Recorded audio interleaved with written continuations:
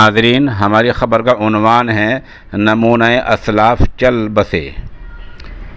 اے فرشتۂ اجل، کیا خوب تیری پسند ہے، پھول تو نے وہ چنا جو گلشن کو ویران کر گیا۔ خبر تفصیل سے سن لیں۔ مشرقی یو پی کی مائع ناز دینی درسگاہ دارالعلوم الاسلامیہ بستی یو پی کے سابق صدر المدرسین، لاکھوں دلوں کی دھڑکن، نمونہ اسلاف، مشفق و مربی حضرت اقدس مولانا نثار احمد قاسمی رحمۃ اللہ علیہ آج 16 مارچ 2021 منگل کے دن اس دار فانی سے رخصت ہو گئے ہیں۔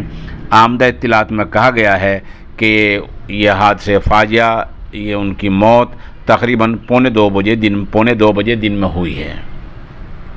وہ اپنے آبائی وطن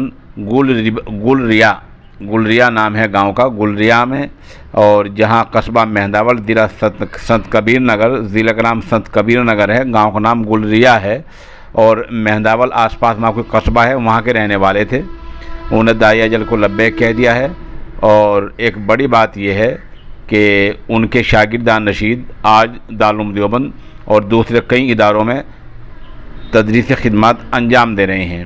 مثال کے طور پر مولانا اسجد قاسمی ندوی دامت برکاتہم العالیہ جو جامعہ امدادیہ مراد آباد میں شیخ الحدیث ہیں، دوسرے مولانا مصلح الدین قاسمی، مفتی افضل حسین دامت برکاتہم العالیہ جو دارالعلوم دیوبند میں استاد ہیں، اور مولانا محمود قاسمی جو دہلی میں امام و خطیب ہیں۔ اس طرح مولانا عبد الرحمن صاحب دارالعلوم حیدرآباد کے استاد ہیں۔ یہ چند نمایاں نام ہیں۔ یہ سب لوگ حضرت مرحوم کے شاگردان رشید میں سے ہیں، جس سے اندازہ ہوتا ہے کہ وہ بڑے عالم تھے، ممتاز عالم دین تھے، مائع ناز عالم دین تھے، اور ان کی جو تدریسی اور اصلاحی خدمات ہیں وہ تقریباً 50 سال کا احاطہ کیے ہوئے ہیں۔ 50 سال تک انہوں نے اخلاص کے ساتھ، زہد و تقوی کے ساتھ دینی خدمات انجام دی ہیں، درس و تدریس کا فریضہ انجام دیا ہے۔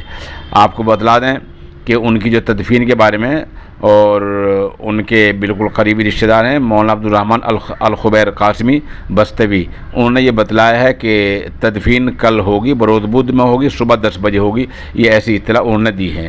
اور روحانی اعتبار سے حضرت مولانا مرحوم کا جو تعلق تھا وہ مولانا شاہ الحق صاحب اور قاری صدیق صاحب باندوی، ان دونوں سے انہیں اجازت تھی، بیعت کی اجازت تھی، ان دونوں سے خلافت حاصل تھی، اور آمدہ اطلاعات میں مرحوم کی عمر 70 برس بتائی گئی ہے۔